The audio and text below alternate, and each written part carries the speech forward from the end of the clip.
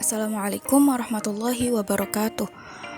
Saya Nurul Mawaddah dari kelas IAT 6B. Di sini saya akan sedikit menjelaskan tentang penerapan metode Islah Gusmian terhadap analisis studi kitab tafsir Indonesia. Langsung saja ke penjabaran materinya. Sejak Islam masuk di Indonesia, secara historis kita bisa melihat bahwa umat Islam Indonesia punya perhatian yang cukup tinggi terhadap Al-Quran. Lembaga-lembaga pengajaran Islam yang ada waktu itu tidak saja mengajarkan hal pengajaran tata cara membaca Al-Quran yang baik sesuai ilmu tajwid, tetapi juga kajian-kajian mendalam mengenai kandungan Al-Quran. Setelah prinsip-prinsip tata cara membaca Al-Quran yang baik tersebut dikuasai, lalu pindah ke pengajaran kitab dengan berbagai disiplin keilmuan Islam, seperti ilmu tafsir dan ilmu Al-Quran.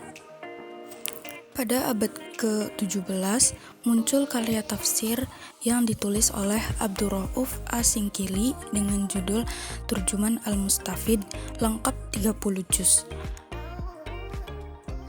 Di abad berikutnya, bermunculan secara terus-menerus kitab tafsir yang ditulis oleh ulama-ulama di Indonesia. Di tengah maraknya karya-karya tafsir tersebut, kaitannya dengan studi kritis tafsir. Studi kritis tafsir secara paradigmatik diperlukan suatu kerangka metodologis yang secara komprehensif dimungkinkan mampu mengungkap kerangka epistemologis serta unsur-unsur sejarah dan budaya di mana sebuah karya tafsir ditulis. Kajian semacam ini penting dilakukan, mengingat bahwa kecenderungan umum yang terjadi dalam studi Al-Quran lebih mengarah pada bidang eksegesis, yaitu studi teks Al-Quran itu sendiri. Kajian semacam ini secara konseptual akan mampu memberikan wawasan mengenai struktur teks tafsir, epistemologi yang digunakan, ruang sosial, budaya, dan politik yang mempengaruhinya, serta berbagai kepentingan dan ideologi yang digerakkannya dalam tafsir tersebut. Yang mesti disadari adalah bahwa betapapun teks tafsir bicara tentang ajaran moral agama, namun dalam konteks teks ia sejatinya juga sebagai produk sosiohistoris. Dengan demikian, teks tafsir tidak saja sebagai teks agama, tetapi juga teks budaya, teks politik yang dimuati sekian kepentingan. Ia tidaklah bersifat sakral, tetapi tidak kedap dari pengaruh berbagai persoalan sosial, budaya, dan politik yang terjadi pada saat di mana teks tafsir itu diproduksi, dan juga tidak lepas dari epistem dan ideologi penafsir. Oleh karena itu, suatu teks tafsir tak lepas dari yang pertama, warna-warni tafsir yang tumbuh dan berkembang pada teks tafsir itu diproduksi, misalnya wacana feminis, sosial pembebasan, pluralisme, dan lainnya. Yang kedua, latar belakang keilmuan dan sosial penafsir. Dan yang ketiga, dinamika sosial politik di mana teks tafsir ditulis. Sebab sebagai suatu teks, tafsir tidak hanya sebagai bentuk manifestasi dari proses respon pembaca atau penafsir terhadap teks kitab suci, tetapi juga hasil pergulatan dengan situasi sosial, budaya, politik, dan juga dunia intelektual serta dunia batin penafsir. Dalam kerangka yang demikian, ada dua wilayah utama yang mesti menjadi pusat analisis dalam studi teks tafsir. Yang pertama, domain eksternal, yaitu yang terkait dengan sumber, faktor-faktor eksternal munculnya teks tafsir, baik sosial, geografis, religio-kultural maupun politik.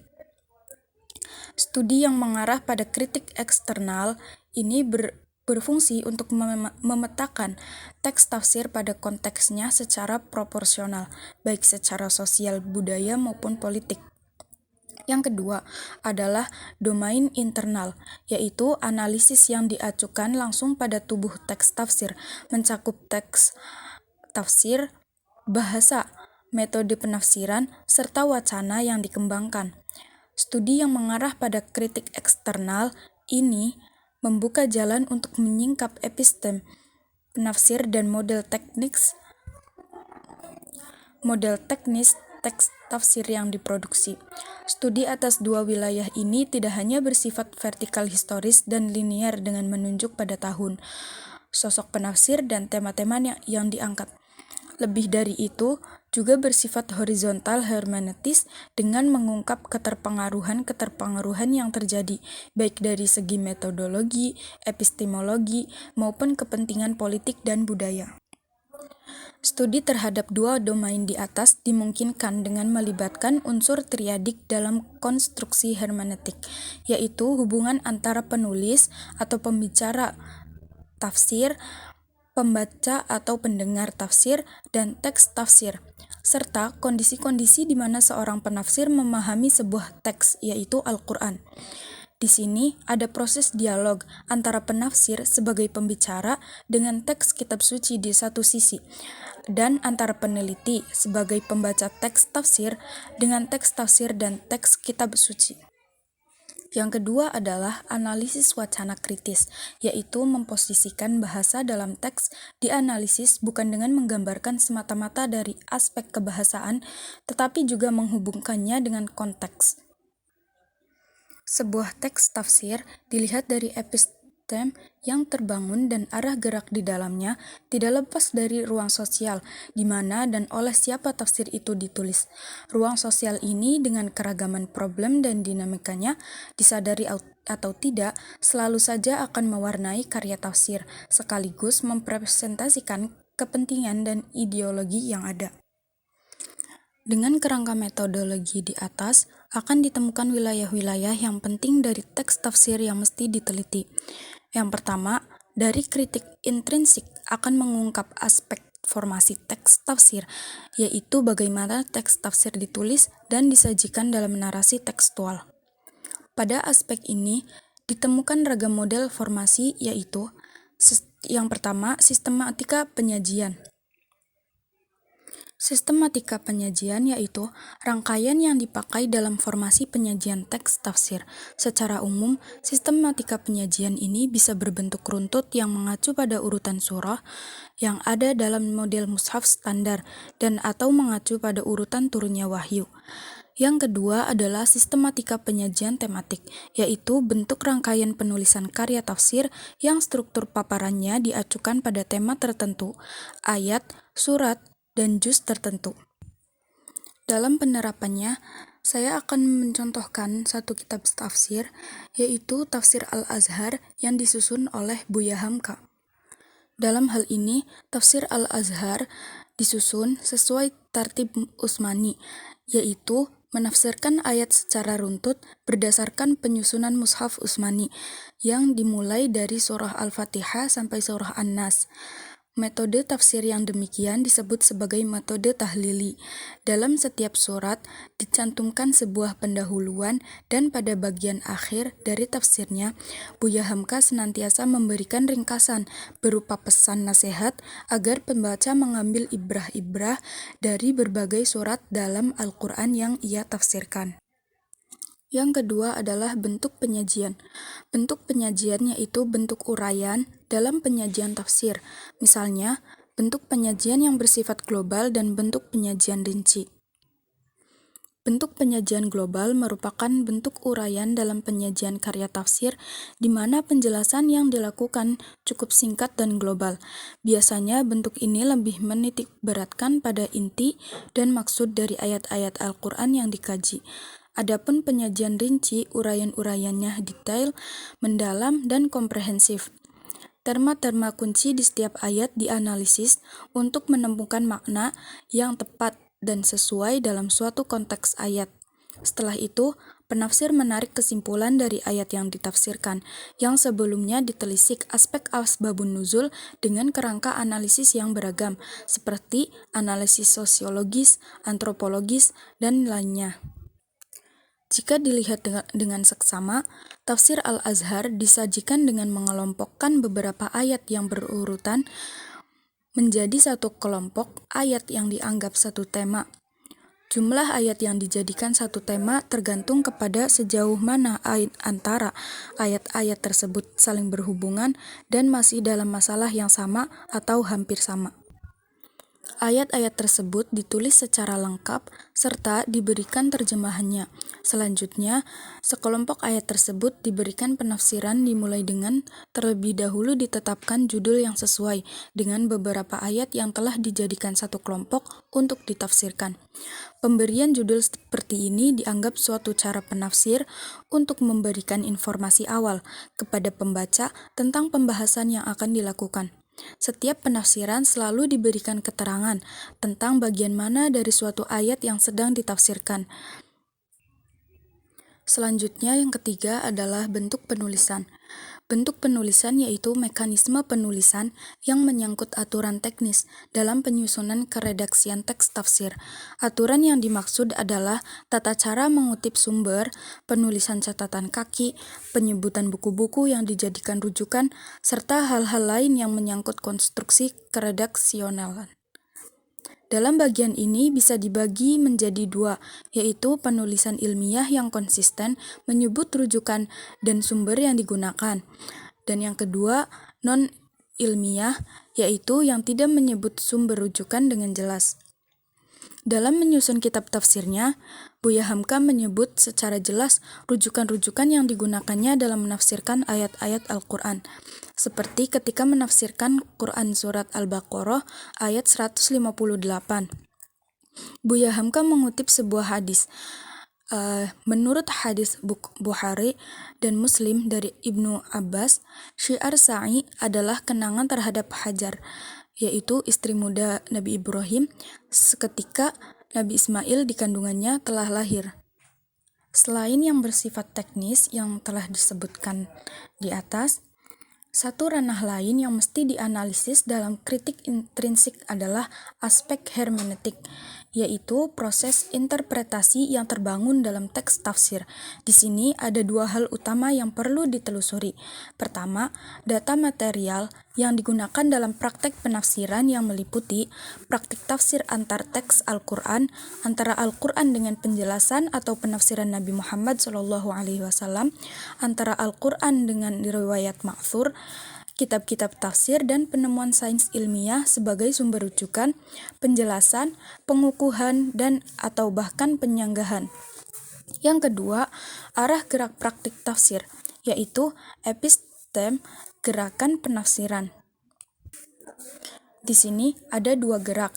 Pertama, dari teks atau kitab suci ke konteks atau realitas masyarakat kekinian di mana mufasir hidup dan berada. Model ini mempunyai kecenderungan bersifat teologis, dogmatik, dan statis. Yang kedua, dari konteks atau realitas masyarakat di mana tafsir berada ke teks atau kitab suci. Model ini lebih bersifat emansipatoris, pembebasan, dan dinamis, karena selalu mengupayakan makna-makna baru dari teks kitab suci, kaitannya dengan problem sosial masyarakat, tanpa harus mengaburkan substansi dan semangat dasar dari ajaran kitab suci. Adapun kritik eksternal diorientasikan mengungkap ruang-ruang sosial di mana teks tafsir terbentuk yang berperan dalam memunculkan dan membentuk teks tafsir. Aspek ini meliputi asal-usul karya tafsir. Bisa jadi teks itu muncul karena tugas akademik. Mulanya bahan ceramah pernah diterbitkan sebagai artikel di koran, majalah, jurnal, dan atau bahkan khusus menulis tafsir. Yang pertama adalah audiens karya tafsir, atau bisa berupa jamaah, pengajian kampus, karyawan dan eksekutif, halayak umum, intelektual, dan seterusnya. Yang kedua, disiplin keilmuan penafsir, yaitu Al-Quran filsafat, psikologi, ekonomi, sains, dan teknologi komunikasi. Yang ketiga adalah aktivitas penafsir.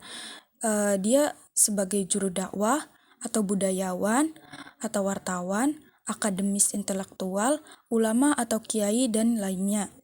Yang keempat, diskursus epistemologis, kekuasaan negara, politik, dan wacana intelektual yang berkembang.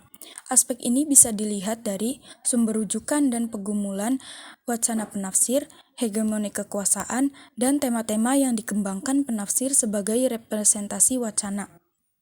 Dari sini akan bisa diketahui bagaimana teks tafsir bergerak bukan saja memahami teks Al-Quran, tetapi juga membaca dan sekaligus merespon kenyataan sosial, politik, dan budaya. Dalam studi kitab tafsir Al-Azhar yang disusun oleh Buya Hamka, dapat kita lihat asal-usul ditulisnya kitab tafsir ini, yaitu kitab tafsir Al-Azhar sebenarnya berasal dari ceramah atau kuliah subuh Buya Hamka yang disampaikannya di Masjid Agung Al-Azhar. Pembahasan Buya Hamka mengenai tafsir Al-Quran setelah sholat subuh tersebut kemudian dimuat secara teratur dalam majalah Gema Islam yang dipimpin oleh Jenderal Sudirman dan Kolonel Mukhlas Rawi. Meskipun dalam perjalanannya, Buya Hamka kemudian melanjutkan dan menyelesaikan tafsir tersebut dalam tahanan karena ditangkap oleh penguasa Orde Baru selama 2 tahun.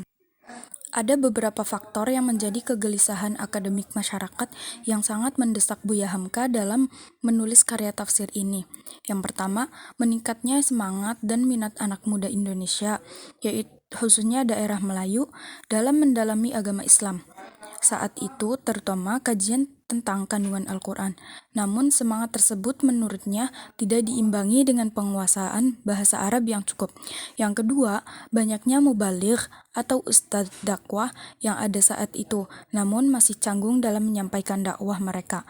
Di satu sisi, retorika mereka cukup bagus, namun ilmu umum dan Al-Quran masih menjadi pertanyaan. Begitu pula sebaliknya. Kedua entitas ini menjadi sasaran utama dan alasan penulisan tafsir Al-Azhar. Selain itu, sumber rujukannya juga ditulis secara jelas oleh Buya Hamka dalam tafsir Al-Azhar. Sumber rujukan tafsir yang digunakan Buya Hamka dapat terbaca dalam kata pengantarnya. Di antaranya, tafsir At-Tabari karya Ibnu Jarir At-Tabari, tafsir Ibnu Katsir, tafsir Ar-Razi, tafsir Lubab At-Ta'wil fi Ma'ani At-Tanzil, tafsir Al-Nafasi, Madariku Al-Tanzil, wa Haqaiqu Al-Ta'wil karya Al-Hazi. Selanjutnya, Fathul Qadir, Nailu Al-Athar, Irsyad Al-Fuhul atau Usul Fikih karya Al-Syaukani, tafsir Al-Baghawi, Ruhul Bayan karya Al-Alusi, tafsir Al-Manar karya Sayyid Rashid Ridho, tafsir Al-Jawahir, tafsir fi Zilalil Quran, tafsir Al-Maroghi, dan masih banyak lagi. Selain aspek-aspek yang telah dijelaskan sebelumnya, aspek yang paling penting dalam studi tafsir Indonesia yaitu lokalitas penafsiran oleh penafsir tersebut. Saya mengambil contoh dari salah satu penafsiran Buya Hamka dalam tafsir Al-Azhar, yaitu pada surat Abasa ayat 31-32 yang artinya, dan buah-buahan serta rumput-rumputan untuk kesenanganmu dan untuk binatang ternakmu. Buya Hamka menafsirkan ayat di atas dengan berpuluh macam buah-buahan segar yang dapat dimakan oleh manusia, sejak dari delima, anggur, apel, berjenis pisang, berjenis mangga, dan berbagai buah-buahan yang tumbuh di daerah beriklim panas sebagai pepaya, nanas, rambutan, durian, duku, langsat, buah sawo, dan lain-lain, dan berbagai macam rumput-rumputan pula makanan binatang ternak yang dipelihara oleh manusia tadi. Dalam penafsirannya itu terasa sekali nuansa Minangnya yang merupakan salah satu budaya Indonesia, seperti contoh buah-buahan yang dikemukakannya, yaitu mangga, rambutan, durian, duku, dan langsat. Nama buah-buahan itu merupakan buah-buahan yang tidak tumbuh di Timur Tengah, tetapi banyak tumbuh di Indonesia. Demikianlah sedikit pemaparan dari saya. Kurang lebihnya mohon maaf. Wassalamualaikum warahmatullahi wabarakatuh.